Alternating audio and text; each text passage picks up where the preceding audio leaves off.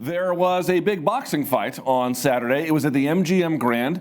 It was between Deontay Wilder, your reigning and defending WBC champion, and Luis Ortiz. This was a rematch in the making. We had talked about it extensively, Brian Campbell, and in the end, Deontay Wilder wins in the 7th round.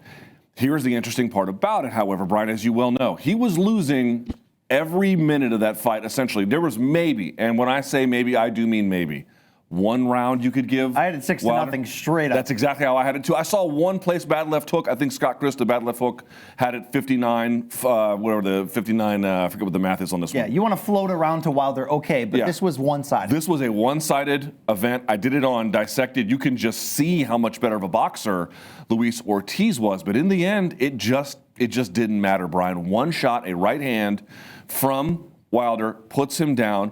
2 questions for you to start today's show. Number one, what does this fight tell you new, if anything?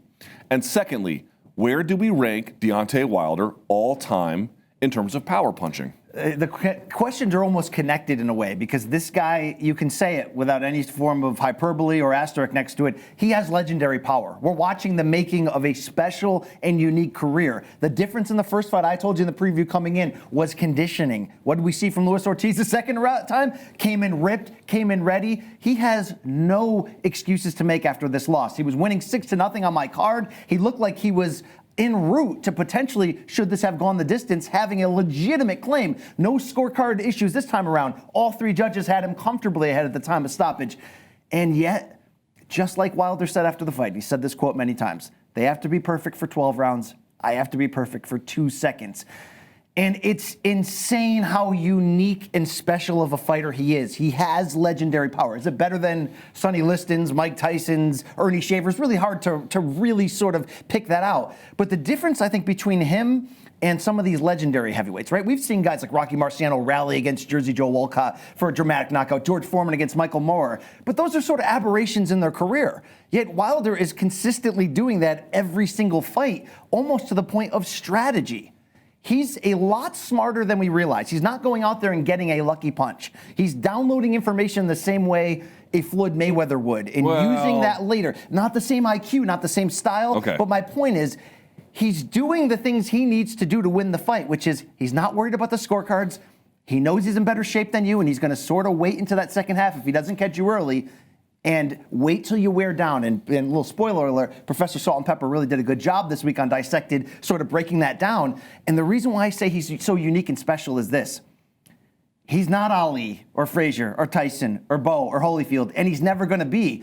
And we as fans and critics have to get to that point where we go, I'm going to stop comparing him against them and saying, when is he going to square up his boxing? When is he going to? He's not going to do any of that. Right. He's going down one lane of the road and relying on his one superhuman strength and building his whole game around that in such an efficient and smart way that historically, at 6'7" with that athleticism, he can fight against anybody. He's going to be in any fight. This is now a special, unique career. Now, 10 title defenses in an era that seems to be a little bit more deep than the last one, the Klitschko era. These are not all legends and killers that he's fighting, but he wants to fight everybody, and within those grounds, except for the first fight with Stavern when he broke his right hand in round 3, and except for that legendary fight against Tyson Fury that we're going to see a second time, in which he dropped Fury twice and nearly decapitated him. If you go 12 rounds with him, you're not making the final round. And once we stop trying to force him to be who he's never going to be as a guy who came into this sport late at 19 years old and just celebrate what he is, he builds the entire fight around that one moment. And it wasn't one of those crazy helicopter shots. People can watch Dissected and see it. It was a perfect, timed thing that was set up along the way where we have to stop and go, not only is this guy special and unique, but who the hell outside of Tyson Fury has a chance to beat him right now?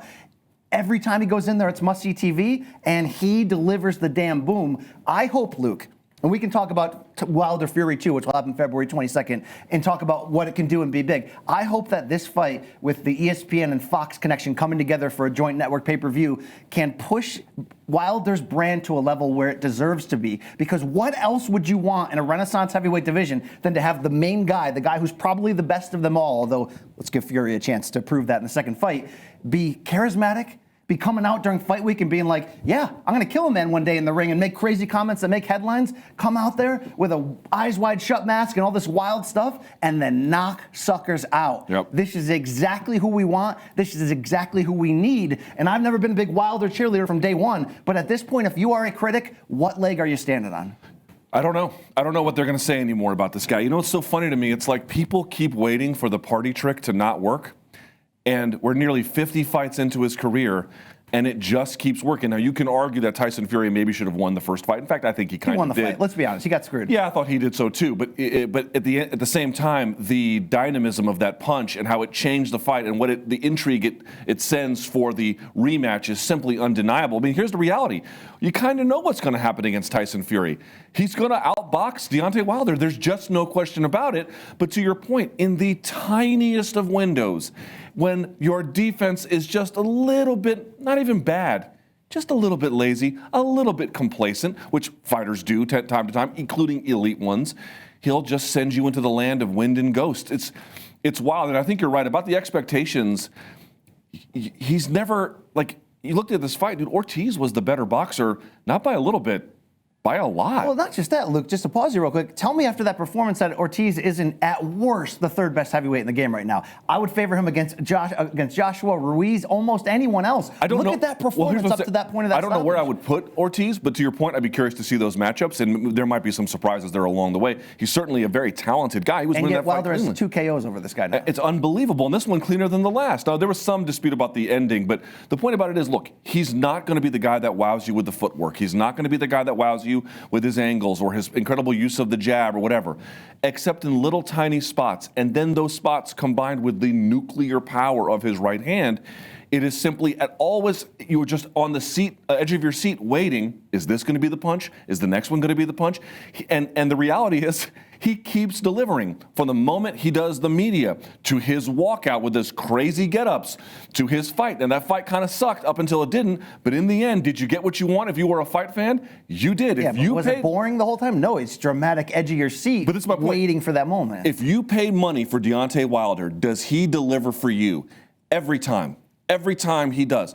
Now, the question about where his power ranks, I'm with you. It's like, on the one hand, he's not as good of a boxer as Tyson or Liston or Shavers. Those guys did great work with angles and with their feet and body work. But that's kind of what makes him remarkable. He doesn't have those boxing tools, and maybe he's not fighting the same level of competition, but at the same time, the guys who they're giving him, he's just sitting them down over and over and over again. So my rule on him is I don't know where to place him, but there's no argument that he deserves placement. You can quibble with the ranking, but as an all-time historic puncher, that's where he belongs on that list. Absolutely, especially at range. Again, the body work kind of changes things a little bit. I mean, he's a headhunter. He doesn't go to the body. Nope. In some fights, not much of a jabber. Doesn't use his jab as a weapon if you're smart enough as a boxer to sort of do things to counteract that. And yet, again, he's not getting lucky. He's setting it up and nailing it. So you have to be done saying, I'm waiting for him to be exposed, because we're past that point. We would say, what would happen if he had to go 12 rounds? He did that against Stavern, right? Like, what would happen if Brian, hold on a second. To interject here, if I may, he's been exposed. The problem is, like, it's not a secret. He's not that great of a boxer. It doesn't matter. It just doesn't matter that much. That's the problem. And I think people miss that they use his corner, Jay Diaz and Mark Breland, the Hall of Famer. They very intelligently use his vulnerabilities and negativities to help build his strength. They use it as a factor. He gets raw at times, but raw in a way that freezes his opponents and makes them scared. I mean, the success that Luis Ortiz had for 6 rounds or 5.5 rounds in the first fight, there's really nobody else outside of Fury who's 6'9" with an incredibly historic long reach and has quickness that can be able to have that kind of success. Why? Why does he blow away a guy like Brazil the first punch he lands that's clean in the first round? Because that power is not only so lethal, the threat of that power is so sick that you can't come out with your best performance and have success because the first or second time he touches you, you could go away. Right. Ortiz was a guy who just happened to be 6'5" with a great amateur background, power in both hands, and a great chin, and a willingness from his quote coming in that I'm willing to die in the ring to win if I have to. And even he got caught and blown away. So this now builds up to Wilder is maxing himself out. He's being the best that he could possibly be within his own body and skills and experience. And I think it makes this Tyson Fury rematch even bigger, given this calendar year now of 2 devastating knockouts from Wilder, than it would have been had it happened right after the first one. Because when you have a promoter like Bob Arum, who's on the ESPN side with Fury, saying, oh, I think this fight can do 2 million pay-per-views, I think that's a little aggressive. Yep. But at the same time, we've never seen a pay-per-view be done with 2 networks that are primetime regular TV networks like Fox and ESPN using the build to the Super Bowl that they'll be able to use on Fox and also on ESPN. And to see what that engine can do, this rematch in February. And thank you, by the way, Deontay Wilder, for not hurting your hand or getting a cut. Thank you for coming out of that should be cleanly. noted quickly, his last 2 fights didn't take a whole lot of damage. This rematch could end up being, with the right promotion machine, one of those fights that we haven't had in a long time. $1 million bucks? I think million is now the basement in my potential. I think it can go 1.5, and that is a monster success in 2019. But I think even 1.5 is saying or 2020, even 1.5 can't be a ceiling because we don't know the potential, Luke. We've never seen in the modern days using the Super Bowl build on Fox, to build up a fight like this.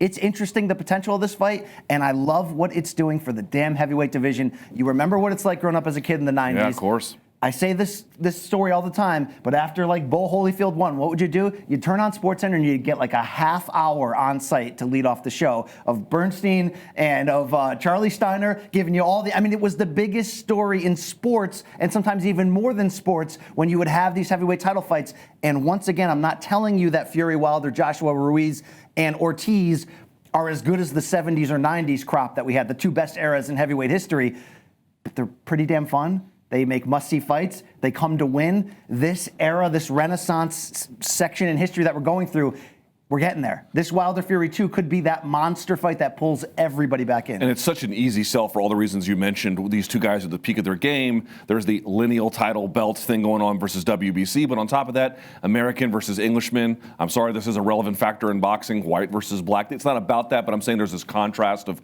backgrounds and identities. And it's also an easy sell to the public. It's like you've got a better boxer and a better puncher.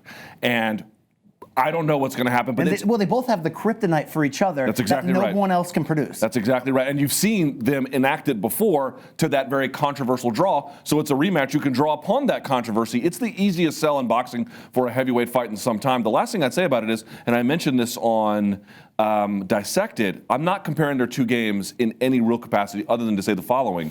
If there is one person that Deontay Wilder reminds me of in terms of his, I'll just put it this way, offensive priorities, it's Yoel Romero. Yoel Romero will take, and MMA is very different. You're going to go Hendo with the H-bomb there. But no, but it's because Yoel Romero will take a round or 2, and then the 3rd round, kaboom, out of nowhere. Chris Weidman was beating Yoel Romero in New York City thoroughly until he wasn't.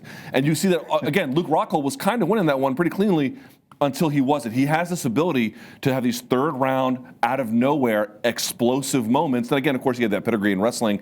I don't want to overstretch the comparison, except to say there are guys in the game who just don't mind giving away some real estate on the cards because they know I just need a little bit of space later and I'm going to tear you to pieces. And he does it so effectively. We're just not wired as boxing fans to understand seeing somebody at that level employ that strategy, because you got a guy like Tyson who you can't really compare to Wilder outside of just having big power, but Tyson would go out there to get you out of there as quick as he possibly could. Sometimes people will run into Wilder's right hand in round 1, and that happens. Right. But for the most part, specifically against elite opponents, like you said, very comfortable to say, have your success now. Meet me 5-6 rounds later when it's not going to be as easy for you to move on your toes, and I'm getting closer, and I'm bringing the boom. And the other part is it keeps him fresh, too. He doesn't spend a ton of energy either. He has to mind his P's and his Q's, but it's not like he's out there really exerting a ton of energy, so he gets to stay fresh and keep his power late into the fight as well. I cannot wait to see that rematch. It's going to be then you've got incredible. Joshua Ruiz, too, in 2 weeks. It's a great time to be alive. It's a great time to be alive. So that